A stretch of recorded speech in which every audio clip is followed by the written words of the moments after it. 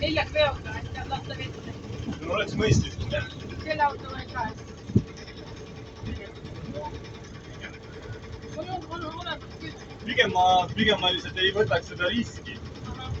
Kui sa jääd ka virrama seal slipi peal, siis noh, seal on veel kivikesi ka tulnud alla, siis kivid käivad alla ringi. Pigem ma ei võtaks seda riski.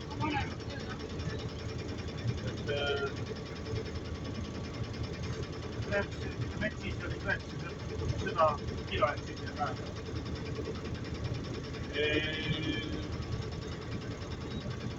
ChatGPT ütleb selle masina nagu nii-öelda ADEC 630 on pikkus 630 sentimeetrit.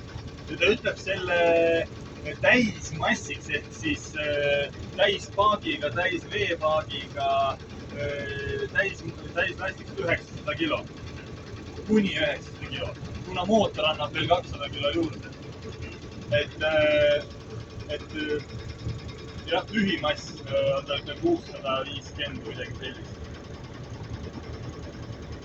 Aga kuna slipe on niivõrd järsk ja kui kogu see nii-öelda tasakaal raskus on taga all, siis oleks vaja ikkagi nelikut.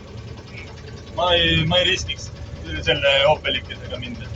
Põletad veel selle siduri ka veel ära ja oledki mõttetuna.